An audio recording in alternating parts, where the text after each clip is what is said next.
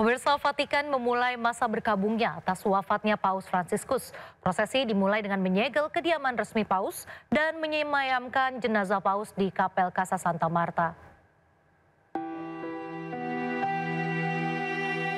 Sehari usai wafatnya Paus Fransiskus, pihak Kepausan Vatikan mulai melakukan serangkaian ritual di masa berkabung hingga pemakaman Paus nanti. Rangkaian tersebut dimulai dengan penyegelan pintu ke kediaman Paus Fransiskus di Casa Santa Marta. Kardinal Kevin Farrell yang merupakan Camerlengo atau kepala rumah tangga Kepausan Vatikan mengawasi seorang pegawai memasang pita merah di pintu kediaman Paus Fransiskus. Penyegelan ini merupakan langkah simbolis yang dilakukan seorang Camerlengo untuk mencegah penjarahan di kediaman Paus. Hal ini juga melambangkan berakhirnya masa kepausan Fransiskus secara resmi. Pihak Vatikan juga telah menyemayamkan jenazah Paus Fransiskus di Kapel Casa Santa Marta Senin malam waktu setempat yang dipimpin oleh Kardinal Farrell. Jenazah Paus terbaring di peti mati terbuka memakai jubah merah dengan mitra kepausan di kepalanya dan rosario di tangannya. Jenazah Paus Fransiskus dipindahkan ke Basilika Santo Petrus pada Rabu untuk memberikan kesempatan bagi ribuan umat dan tamu-tamu yang hadir, termasuk kepala negara, untuk mengucapkan salam perpisahan kepada Paus. Semasa hidupnya, Paus Fransiskus telah berpesan agar jenazahnya tidak dimakamkan di Basilika Santo Petrus seperti pendahulunya, melainkan di Basilika Santa Maria Maggiore di Roma. Dengan demikian, Paus Fransiskus menjadi paus yang pertama dimakamkan di luar Basilika Santo Petrus dalam kurun waktu lebih dari 1 abad. Paus juga berpesan agar nisannya dibuat dengan sederhana dan bertuliskan Fransiskus. Kepergian Paus Fransiskus meninggalkan duka mendalam tak hanya bagi umat Katolik di Vatikan namun juga seluruh dunia. Umat menyatakan rasa kehilangan mereka dengan berdoa bersama.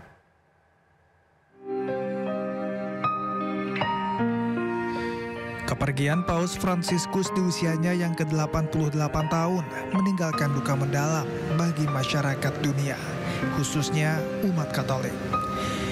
Duka ini dirasakan terutama oleh umat Katolik di Argentina yang merupakan kampung halaman mendiang Paus Fransiskus. Sebagai pemimpin tertinggi Katolik pertama yang berasal dari Amerika Latin, Paus Fransiskus tidak hanya menjadi simbol kebanggaan Argentina, tapi juga bagi kawasan yang lebih luas, khususnya belahan bumi selatan yang selama ini kurang mendapat sorotan dalam kepemimpinan Gereja Katolik.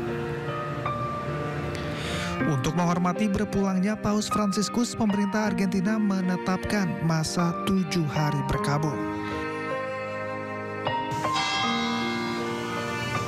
Di Paris, Prancis, ratusan orang berkumpul di Katedral Notre Dame. Mereka berkabung atas meninggalnya Paus Fransiskus. Usai misa, lonceng gereja dibunyikan sebanyak 88 kali yang mewakili usia Paus saat dirinya mangkat. Hal ini tentu saja menarik perhatian warga sekitar dan pengunjung.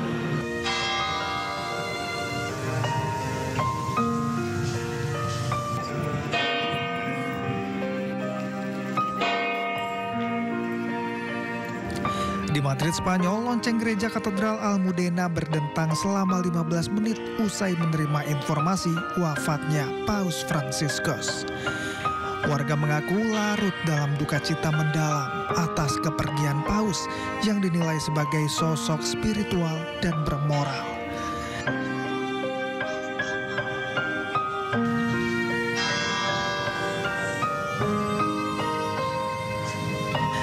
Tak hanya di belahan dunia, Eropa dan Amerika, duka juga dirasakan umat di Asia. Di Manila, Filipina, Gereja Katedral Manila memberikan penghormatan terakhir kepada Paus dengan membunyikan lonceng. Umat juga berdoa bersama di dalam gereja dengan menyalakan lilin di depan foto Paus Fransiskus.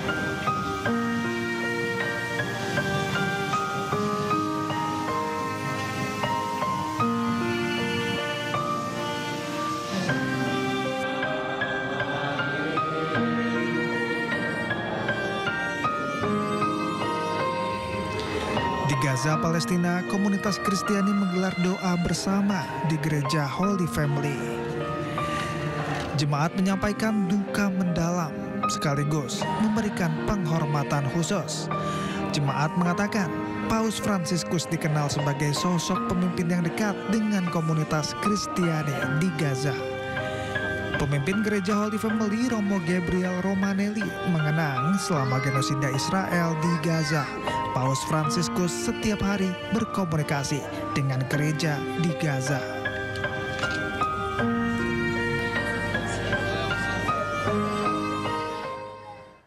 Usai berpulangnya Paus Fransiskus, Vatikan menyegel kediaman resmi pemimpin umat Katolik tersebut pada Senin waktu setempat.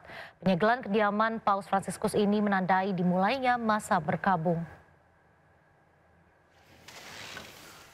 Dalam rekaman video yang dirilis, tampak Kardinal Kevin Joseph Farrell yang merupakan Carmelengo atau Kepala Rumah Tangga Kepausan Vatikan mengawasi seorang pegawai memasang pita merah di pintu kediaman Paus Fransiskus.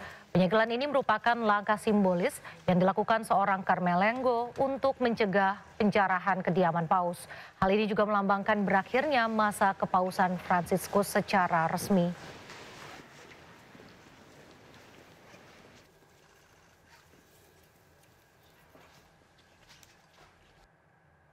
Pemirsa, tidak ada pengamanan khusus usai Paus Fransiskus dinyatakan meninggal dunia di usianya yang ke-88 tahun.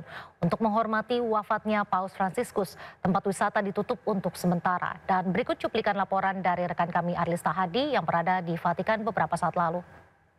Kemarin pada saat Paskah, kondisi di Vatikan ini ramai dan mereka itu sempat mendapatkan seolah-olah secercah harapan dikarenakan Paus memberikan khutbah begitu. Namun siapa yang menyangka Paus meninggal dunia, otomatis masyarakat langsung shock, mereka langsung terkejut.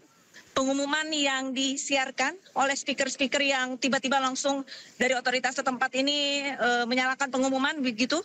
Tak hanya warga Roma, warga Vatikan, tapi seluruh wisatawan termasuk saya ini sempat terkejut. Beberapa di antara mereka ini ada yang langsung keluar dari antrian wisata, ada yang mereka langsung menundukkan kepala, dan dipastikan dari beberapa puluh ataupun beberapa ratus wisatawan ini yang tadinya ada di sekitar Roma langsung menuju ke Vatikan. Dapat dilihat ini banyak sekali warga yang berusaha untuk memasuki antrian. Ini bisa dipastikan ini antrian sudah melebihi dari 2 km.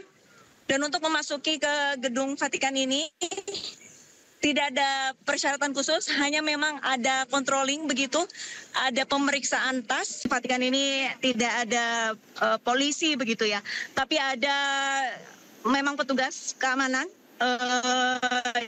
yang sudah berjaga-jaga begitu.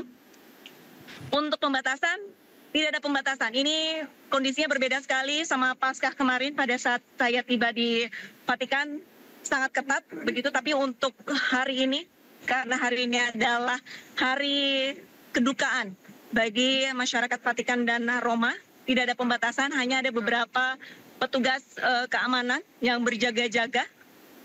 Pintu gerbang dibuka secara umum. Namun bagi warga ataupun bagi turis yang ingin memasuki gedung Vatikan, tentunya seperti yang tadi sudah sebelumnya saya jelaskan, mereka harus mengantri, mereka harus melalui proses pengecekan terlebih dahulu agar bisa masuk ke dalam ataupun masuk ke depan gedung Vatikan. Larangan apa yang tidak boleh dilakukan ini sepertinya tidak ada begitu. Namun saya bisa pastikan semua tempat wisata ditutup. Acara turis begitu, itu semuanya di cancel karena sudah ada pengumumannya dari otoritas setempat. Namun untuk mungkin restoran ataupun tempat belanja masih terbuka, tapi untuk tempat wisata seperti museum-museum itu ditutup. Dan bagi wisatawan yang sudah terlanjur berada di dalam, ada petugas di dalam tempat wisata tersebut yang menggiring para wisatawan perlahan agar keluar begitu dari tempat wisata. Uskup Agung Jakarta membeberkan hasil rapat Dewan Kardinal yang dilakukan di Roma bahwa jenazah Paus Fransiskus akan dibawa ke Basilika Santo Petrus besok. Hal ini disampaikan oleh Kardinal Ignatius Suharyo di Gereja Katedral Jakarta pada Selasa sore. Saudara-saudara sekalian, berita yang terakhir hasil dari rapat Dewan Kardinal yang berlangsung jam 9 pagi di Roma, jam 3 di Jakarta adalah ini. Besok Rabu, artinya besok pagi-pagi jam 9, jenazah Paus Fransiskus akan dibawa dari Casa Santa Marta, tempat beliau tinggal, lewat prosesi yang lumayan panjang, akan masuk ke Basilika Santo Petrus. Prosesi akan dipimpin oleh yang disebut Kepala Rumah Tangga Vatikan, seorang kardinal. Sudah diputuskan juga bahwa pemakaman akan dilaksanakan pada hari Sabtu, tanggal 26 April, mulai jam 10 pagi. Yang akan memimpin pemakaman adalah Kepala Dewan para Kardinal yang namanya Kardinal Battista Re. Sesudah itu terus masih akan dilangsungkan yang namanya masa berduka cita selama beberapa hari. Besok hari Kamis jam 6 sore akan ada misa requiem di Gereja Katedral ini. Misa akan dipimpin oleh Duta Besar Vatikan untuk Indonesia yang adalah seorang wakil dari Paus. Bapak Ketua KWI, Konferensi Wali Gereja Indonesia akan hadir. Beberapa uskup yang bisa hadir akan hadir juga di sini. Saya ikut di dalam misa konselebrasi itu, dan Romo Sekretaris sudah mengirimkan surat ke paroki-paroki di seluruh Keuskupan Agung Jakarta untuk merayakan Ekaristi untuk arwah Bapak Suci Paus Fransiskus. Subianto berduka atas wafatnya pemimpin tertinggi Gereja Katolik sekaligus Kepala Negara Vatikan Paus Fransiskus. Menurut Prabowo, dunia kini kehilangan sosok panutan perdamaian dan persaudaraan. Bismillahirrahmanirrahim. Assalamualaikum warahmatullahi wabarakatuh. Shalom Salve. Om Swastiastu. Namo Buddhaya. Salam kebajikan. Saudara-saudara sebangsa dan setanah air, dengan rasa duka yang mendalam, saya menerima kabar mangkatnya Sri Paus Fransiskus. Dunia kembali kehilangan sosok panutan yang memiliki komitmen besar terhadap perdamaian, kemanusiaan, dan persaudaraan.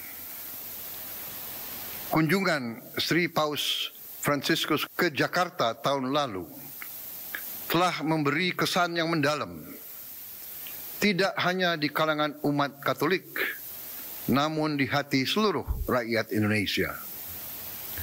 Pesan kesederhanaan, pluralisme, keberpihakan kepada orang miskin, dan kepedulian Sri Paus terhadap sesama akan selalu menjadi teladan bagi kita semua. Selamat jalan Sri Paus. Pesanmu untuk menjaga kemanusiaan dan perdamaian akan selalu membekas di hati kita. Wassalamualaikum warahmatullahi wabarakatuh. Shalom. Salve. Om Santi Santi Santi Om. Namo Buddhaya, salam kebajikan. Terima kasih. Pemimpin tertinggi agama Katolik dunia Paus Fransiskus tutup usia pada pukul 7.35 waktu setempat dan umat Katolik akan menjalankan 9 hari masa berkabung.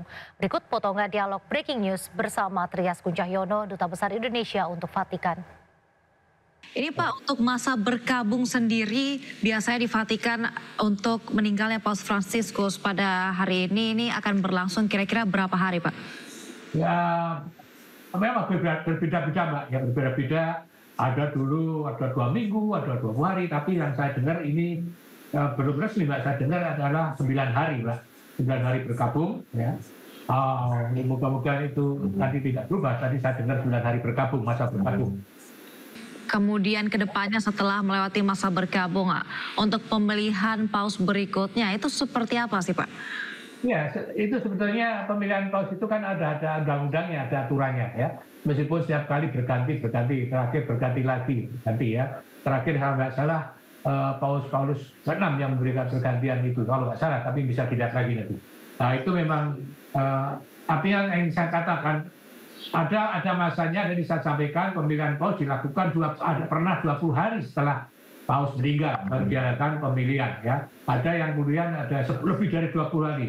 Tapi yang saya dengar, sekali lagi yang saya dengar ini, barusan saya dengar, akan diadakan 2 minggu setelah paus wafat. Jadi ini yang barusan saya dengar, moga-moga saya tidak salah. Ya. Kalau nanti saya akan cari lebih lanjut pelaksanaannya. Ya. Yang saya dengar 2 minggu setelah paus wafat. Suasana duka kepergian Paus Fransiskus terlihat di Kedutaan Besar Tata Suci Vatikan di Jakarta. Kedutaan Besar Vatikan menerima tamu-tamu yang ingin datang mengucapkan bela sungkawa. Bendera setengah tiang tanda duka cita terpasang di Kedutaan Besar Tata Suci Vatikan di Jalan Medan Merdeka Timur, Jakarta Pusat. Sejumlah karangan bunga bela sungkawa juga terlihat di halaman Kedubes. Di antaranya datang dari Presiden Prabowo Subianto dan Seskap Teddy Indrawijaya. Kedutaan Besar Tahta Suci Vatikan di Jakarta membuka pintu bagi masyarakat yang hendak mengucapkan bela sungkawa mulai hari ini hingga hari Kamis nanti. Tamu-tamu dapat menuliskan pesan duka cita dalam buku tamu yang disediakan. Salah satu tamu yang hadir adalah Menteri Agama Nasaruddin Umar. Menak menyebut berpulangnya Paus merupakan kehilangan masyarakat dunia akan sosok Bapa kemanusiaan. Bagaimana di dalam? Iya, baik ya, kami datang ke sini ya sebagai Menteri Agama Republik Indonesia dan juga sebagai Imam Besar mewujudkan rasa empati kami sebagai warga bangsa Indonesia yang ikut prihatin dengan berpulangnya atau perginya seorang bapak kemanusiaan yang sangat konsen terhadap kelompok-kelompok marginal, yang sangat konsen terhadap anak kecil, sangat konsen terhadap kaum duafa, sangat konsen terhadap kaum yang tertindas. Pemirsa, umat Katolik seluruh dunia menantikan proses pemakaman Paus Fransiskus yang rencananya akan berlangsung di Basilika Santo Petrus, Kota Vatikan. Berikut informasi prosesi pemakaman Paus Fransiskus. Jenazah Paus Fransiskus akan disemayamkan di Basilika Santo Petrus untuk publik memberikan penghormatan terakhir. Misa pemakaman Paus Fransiskus akan dipimpin oleh seorang kardinal.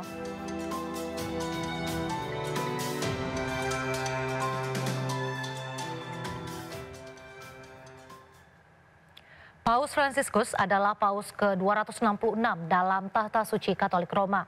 Sepeninggal Paus Fransiskus, Dewan Kardinal akan melakukan pemilihan Paus yang dikenal dengan konklav untuk memilih pemimpin umat Katolik dunia selanjutnya. Dan berikut adalah informasi proses konklav.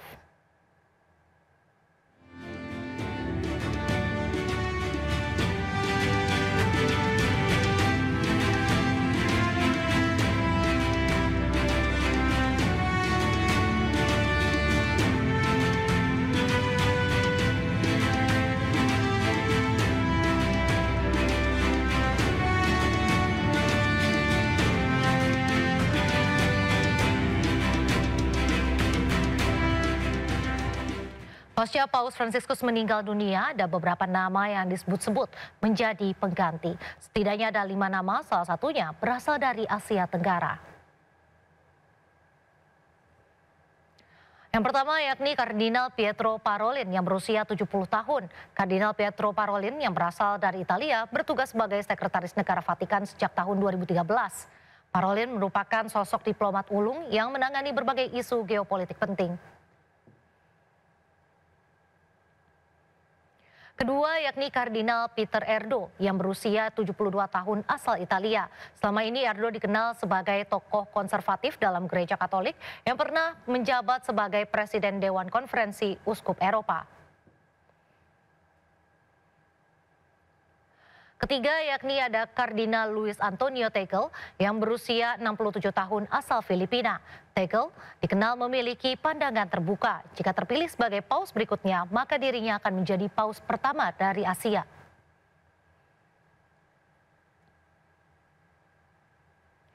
Yang keempat yakni Kardinal Matteo Zuppi berusia 69 tahun dari Italia. Zuppi dikenal memiliki pengalaman diplomasi global termasuk perdamaian di Ukraina dan juga Amerika Serikat. Kelima ada Kardinal Raymond Leo Burke yang berusia 75 tahun asal Amerika Serikat. Burke dikenal sebagai sosok yang tradisionalis. Ia juga dikenal sebagai pribadi dengan gaya komunikasi yang belak-belakan dengan kritik tajam.